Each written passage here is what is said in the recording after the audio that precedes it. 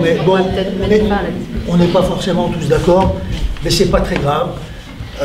Parce que ce qui va nous convaincre aussi, je termine madame, excusez-moi madame, ce qui va nous convaincre, ce qui va nous convaincre, c'est les luttes qu'on va mener. Là, c'est normal, c'est un problème d'éducation, vous avez raison. Il y a des ouvriers qui ne se sentent pas d'aller voir le patron, qui ne se sentent pas d'aller discuter avec lui.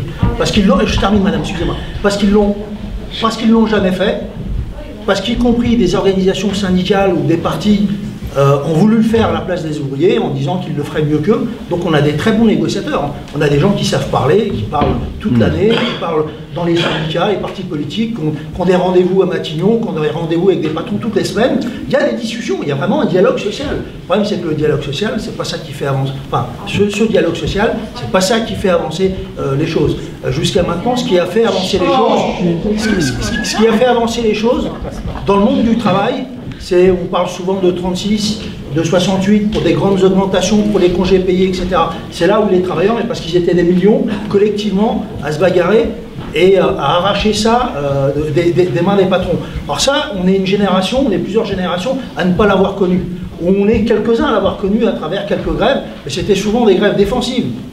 Mais il faut s'imaginer que ça peut changer très vite. Et notre capital, justement, au niveau de l'éducation, c'est de savoir que dans le monde ouvrier, il y a eu des explosions, il y en a y compris autour de nous, dans certains pays, où on a vu des gens qui n'avaient pas l'habitude de prendre la parole, et puis qui l'ont pris, qui le prennent. Alors on le prend beaucoup plus facilement quand on est des millions.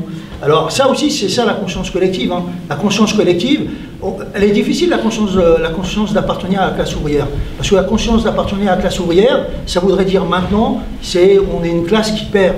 On est une classe qui perd vis-à-vis des patrons.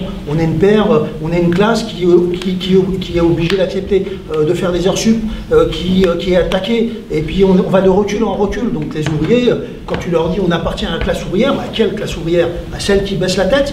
Donc il faut vraiment aller au fond de nous-mêmes pour savoir ce que c'est que cette classe ouvrière. Mais c'est des choses qui vont réapparaître.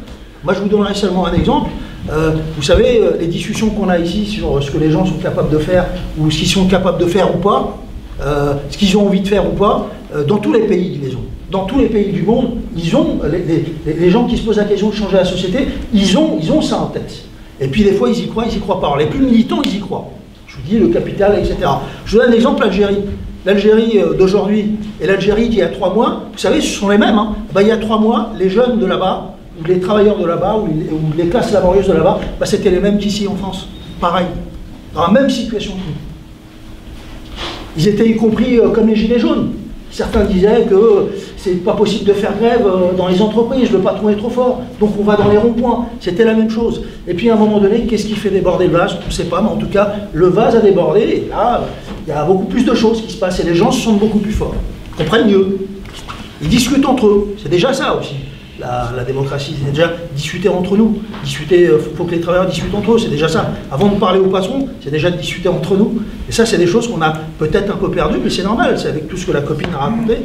Mais ça va changer, ça c'est des choses, forcément ça va changer. La situation va continuer à s'aggraver, la crise elle va s'aggraver, ça va nous tomber sur la gueule, il y aura forcément des réactions. Ça, il y en aura, les camarades, il y en aura. Dans 6 mois, dans 1 an, dans 2 ans, mais il y en aura. Il faudra être prêt.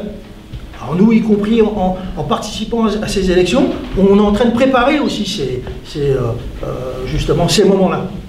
On est en train de faire que justement ces graines, on puisse les donner à un certain nombre de gens autour de nous, de travailleurs, le plus nombreux possible, pour qu'on soit prêt quand ça va éclater, quand ces événements vont éclater. Ils vont éclater ces événements, les camarades. Forcément, le capitalisme, il fait que des événements comme ça éclatent. Bientôt, peut-être.